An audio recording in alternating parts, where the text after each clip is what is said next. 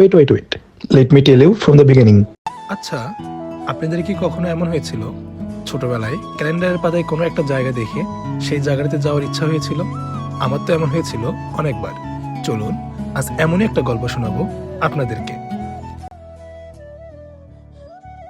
ডিসেম্বরের শেষ সপ্তাহ, স্কুল কলেজ সব বন্ধ। আমার অন্যান্য ভার্সিটি পড়ুয়া বন্ধুরাও শীতকালীন ছুটি কাটাতে চলে গিয়েছে বাড়িতে, কিন্তু আমি সেই পড়ার টেবিলে। কারণ তখন আমার চলছিল সেমিস্টার ফাইনাল এক্সাম। লয়ের ধারা আর কেস মুখস্থ করতে করতে আমি যখন টায়ার্ড, ঠিক তখনই আমার চোখ যায় দেয়ালে টাঙানো পত্রিকার দিকে, যেখানে ছিল অনেক সুন্দর একটা সরিষার জমি। এরপর আমার মনে পড়ে যায় সেই ছোটবেলার কথা, সেই ছোটবেলার মতো ক্যালেন্ডারে দেখা জায়গায় যাওয়ার সুপ্ত বাসনা। সেই থেকেই শুরু এই যাত্রা। ক্যালেন্ডার হাতে নিয়ে দেখতে পারি ক্যালেন্ডারের নিচে দেওয়া আছে ফটোগ্রাফের নাম আব্দুল মমিন। তার নাম লিখে ফেসবুকে সার্চ করতেই পেয়ে যাই সেই কাঙ্ক্ষিত জায়গা, এবং সৌভাগ্যবশত এই জায়গাটা আমার বাড়ির খুব কাছে। তখনই সিদ্ধান্ত নিয়ে নিলাম, এবার পরীক্ষা শেষ করেই বাড়ি যেয়ে আমি চলে যাব আমার ক্যালেন্ডারে দেখা সেই জায়গাটাতে। ফাইনালি আমার এক্সাম শেষ, আর এক্সাম শেষ করে আজকে আমি যাবো বাড়িতে, গাই বন্ধে। আর আমার বাড়ি থেকে দুটো পাশেই ওই সরিষা জমিটা, তো বাড়ি যেয়েই আমি যাব এখানে।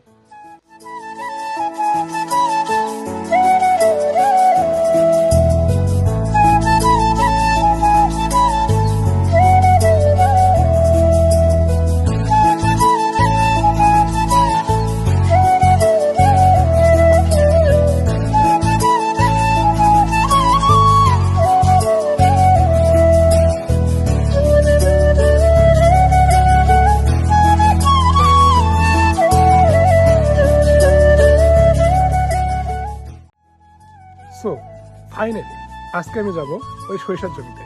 মাত্র বাড়ি থেকে বের হলাম, আমার সাথে আছে আমার বাবার ডিসকভার 125, এইটা নিয়ে প্রথমে পলাশপুর যাব। সেখানে আমার ফ্রেন্ডরা আছে, এলাকার ফ্রেন্ডরা আছে, তারপর ওদের সাথে দেখা করবো। এরপর ওদেরকে সাথে নিয়ে চলে যাব সেই সরিষার জমিতে।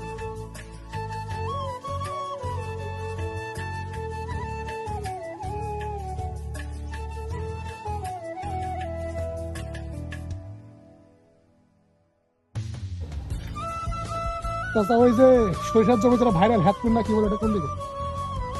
সোজা কতখানি এইদিকে?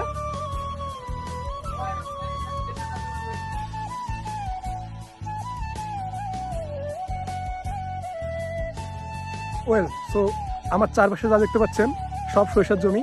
এই পুরা আমাদের এলাকায় বলে পাতার, অর্থাৎ একটা জমি আর কি। এই পুরা জমি জুড়ে শুধু সরিষা সরিষা।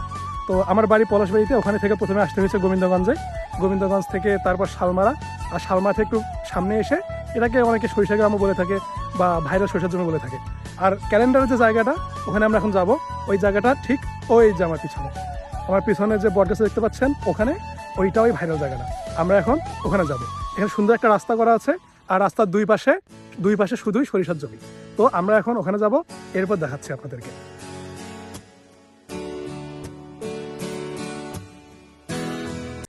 এইটাই সেই বটগাছটা যেটা ছবি আমি ক্যালেন্ডারে দেখেছিলাম, আর তার দুই পাশে সরিষার জমি। To be very honest, I am so excited, cause আমরা ছোটোবেলা থেকে দেখি, অনেক জায়গায় দেখি ক্যালেন্ডারের পাতায় বা বইয়ের পাতায় দেখে আমাদের মনে হয় আই উইশ আমি ওই জায়গায় যেতে পারতাম, আই উইশ। তো ফাইনালি আমার একটা উইশ পূর্ণ হয়েছে, আমি সেই জায়গাটাতে আসতে পারছি। এই জায়গাটা আমি যখন ফটোগ্রাফারের নাম লিখে সার্চ দিই আব্দুল মমিন ভাই, তো ওনার ফেসবুকে দেখলাম যে 2017 সাল থেকে ওনার ছবি আপলোড করা। তো তখন আরও বেশি পরিমাণ সরিষা ছিল, অর্থাৎ এখন যেমন কোথাও কোথাও একটু ফাঁকা জমি দেখা যাচ্ছে, তখন এমনটা ছিল না। তখন পুরোটা জমি জুড়ে শুধু সরিষার জমি ছিল, বাট এখন একটু কমেছে আগের তুলনায়। তারপরেও এখনও কিন্তু অনেক সরিষা আছে, অনেক সরিষার জমি আছে। আর আমি যখন ঢাকা থেকে আসার সময় রাস্তার দুই পাশে আমি কোনো কোনো জমিতে দেখছিলাম যে সরিষা অলরেডি তুলে ফেলেছে। তো ওইটা থেকে টেনশনে ছিলাম আমি কি আদৌ যে সরিষার দেখা পাবো কিনা, বা তারা অলরেডি সরিষা কি তুলে নিয়েছে কিনা। বাট ফর্চুনেটলি হ্যাঁ, জায়গাটা এখনও ওই রকম সুন্দরই আছে। আমি এসে এখনও সব জমিতে সরিষা দেখতে পাচ্ছি। অ্যান্ড এই জায়গায় আমি ছবি ভিডিও নিব, এরপরে রওনা দিব বাড়ির উদ্দেশ্যে।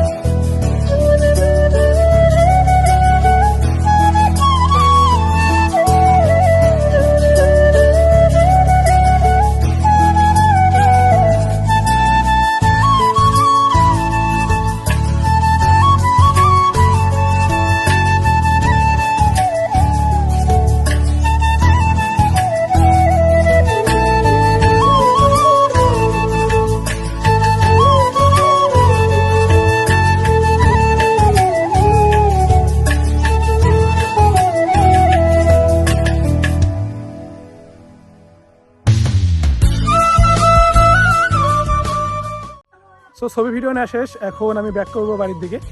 ইনশাল্লাহ নেক্সট ইয়ার এই জায়গাটাতে আবার আসবো। সেই পর্যন্ত সবাই ভালো থাকবেন, সুস্থ থাকবেন। টাটা, আল্লাহ হাফেজ, আসসালামু আলাইকুম সবাইকে।